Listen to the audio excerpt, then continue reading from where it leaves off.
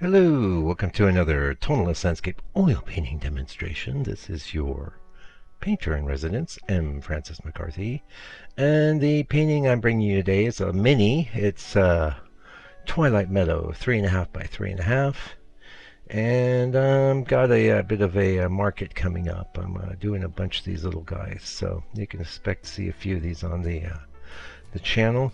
It's a scene I have painted before, various different sizes, but interestingly, I was going to take a crack at it as a square, but I had it in my little reference folder, and it just felt like it was kind of blah, so I pushed it way over into the kind of sunset-y colors.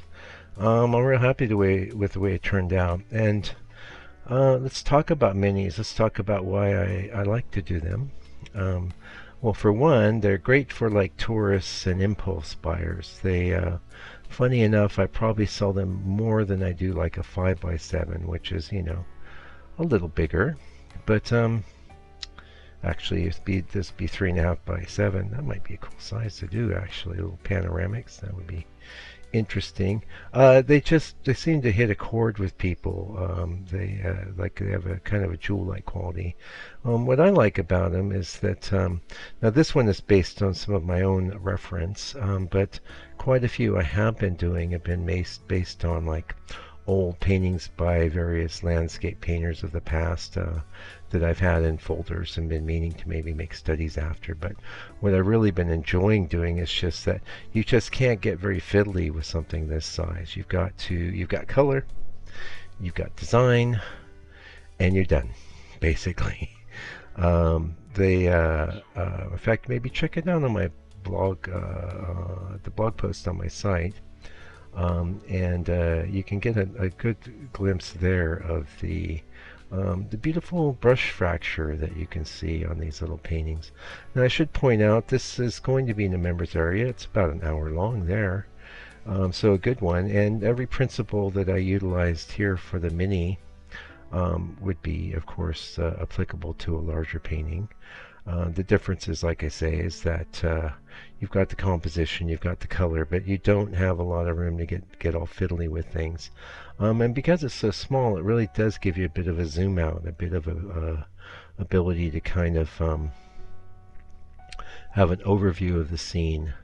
And I highly recommend you try some minis. Now, the kind of tradition that this grew out of was in the old days, let's say, pre-1800s or even 1800s, if you were to come across, say, a beautiful sunset, that's very fleeting, you wouldn't have a camera to capture it. So you'd have two things. You'd have your memory, or sometimes they would have little painting boxes. They'd whip out their painting box and make some quick notes, maybe even smaller than this, some quick color notes and maybe a little sketch.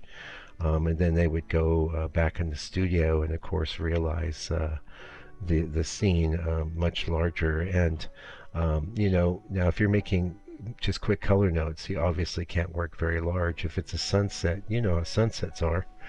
They're shifting and changing rapidly. I mean, 5 minutes looking at the sunset, you're going to see the colors all move and change. I mean, once that sun gets low on the horizon, whatever glorious effects are transpiring, oh, well, I should say sunrise or sunset, they're fleeting, to say the least. So more in the midday, of course, you've got more stationary effects. But one of the reasons that I'm big on doing the studio painting is because I like to have colorful skies. I like to inject color into the skies, and so I have a more controlled practice. But now let's see if I can give you. So I'm painting on a nice piece of hardboard, and maybe you noticed the drawing. Actually, you got the full drawing in the members area, and access to the reference, and access to my color mixing session, and the real-time blow-by-blow of the painting happening. But I want to give you some insights here. So the reason the board looked like that is I did a bit of transparent gessoing on, this is MDF here, not hardboard, because I bought a whole box of these a while back. And so I hit it with 2 coats of transparent gesso, which is going to give you that kind of pale tan sort of MDF color, which is not really good as a color peeking through. I mean, it'd be better than white. But what I did is I just squeezed a little bit of acrylic paint onto my palette. In this case, a little tiny bit of black, a little bit of raw umber, and a little bit of burnt sienna. Now, if I'd had some burnt umber in acrylic, I would have used that. But you can always get a pretty good approximation of burnt umber with burnt sienna and raw umber together with a tiny bit of black. It gets you right there. It's almost indistinguishable, frankly. So with that tone, I also took a little tiny squeeze of the transparent gesso, and I balled up a paper towel and I just kind of rubbed it on the board in a sort of free-form manner, not really minding if there's a bit of texture. I didn't want to break out a roller or anything. It wasn't necessary because all I really wanted to do was tone that board. And I came up with this sort of approach fairly recently, actually last week, and this isn't the first one I used it on, but maybe the second or third, and it looks great. I love the life in it, and I'm really having fun with minis. I want to have, like, well, for one, the other thing with minis is you can sell them pretty inexpensively because they don't take that long to do, which is good for the impulse buy.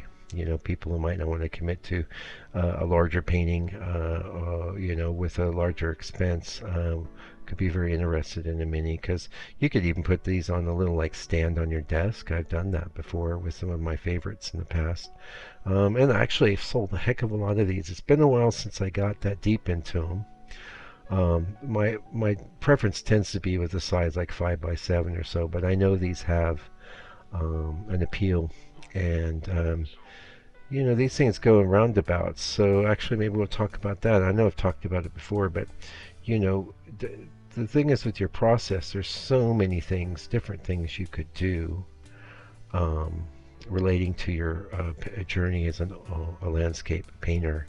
So many things to master, like and things that you can fold into your practice. Of course, doing studies after the masters, doing lots of small paintings, redoing scenes you've done in the past. Pardon me, a bit of a frog in my throat. You know, it's almost infinite, and like so. It wasn't that long ago I was deeply embroiled in the Georgia Nest series, and I had an intention of doing 100 or so, but I pooped out around 25, 22, something like that.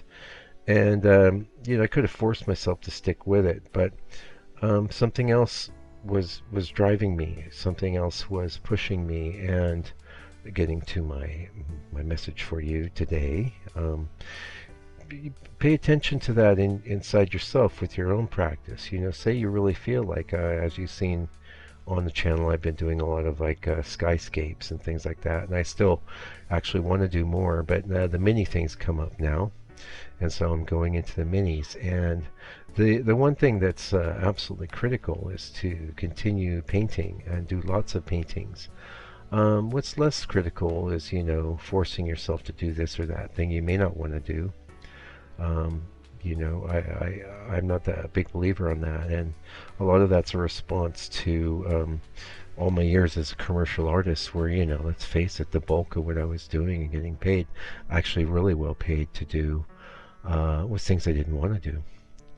So anyway, let's talk about this painting again. Look, things really come alive when I pop in that light whitish color, and I kept pulling the paint in. Oh, before I go too far too, let's talk about the colors in this scene. So obviously we have black, we have white, yellow ochre, cad yellow, burnt sienna, burnt umber, raw umber, and alizarin crimson. That would be, oh, and some cad orange was a factor. Not a huge factor because I really didn't want to go off into those orangey areas, but there are times where I will add a cad orange to, say, some reddish tone to get a highlight. And I believe I'll do that in our main little tree mask there later. And, you know, one thing I have noticed with these minis is they're a little frustrating because everything's so tiny.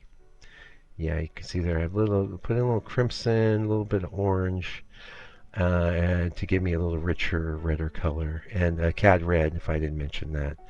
I didn't. I know I didn't. And cad red was very pivotal there, because the cad red will show up where I could be slapping in burnt sienna there all day long. It just wasn't not opaque enough or light enough to really show up.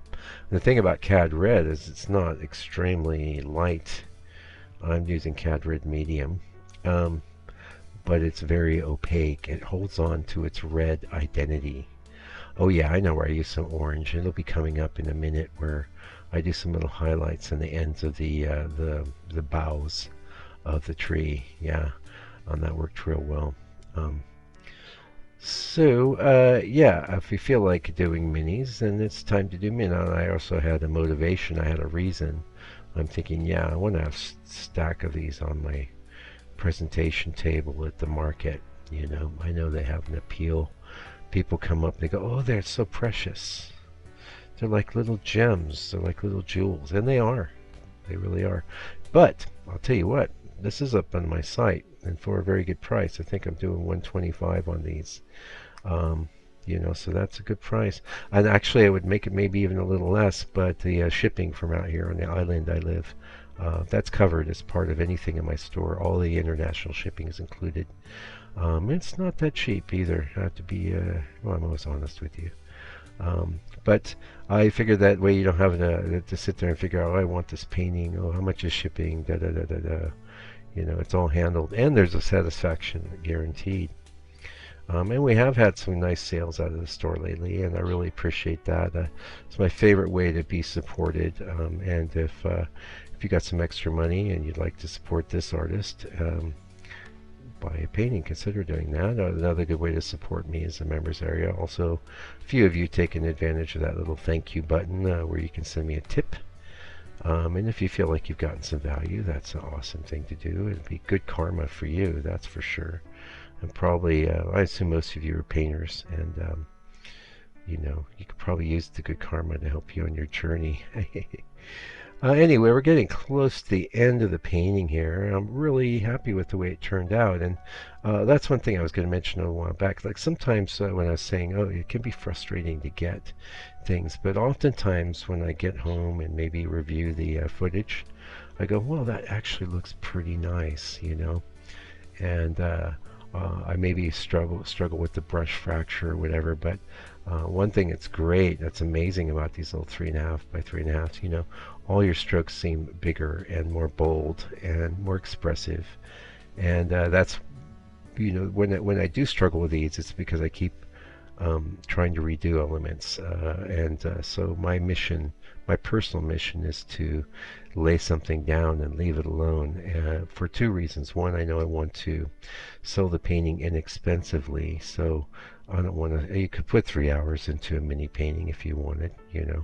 My idea is get in, get out, and do something really awesome looking. That's a small original that somebody can have, that's affordable and that they can treasure. And it really has all the, I don't even call these studies because they have all the power and impulse of a larger painting. They're just minis. They're just tiny.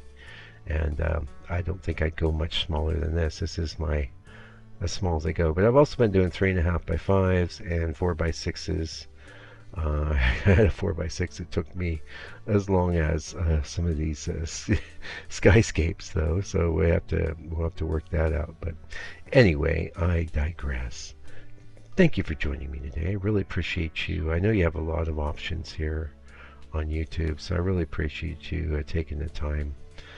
If you did get some value out of the video, leave me a comment. Let me know. It really makes my day.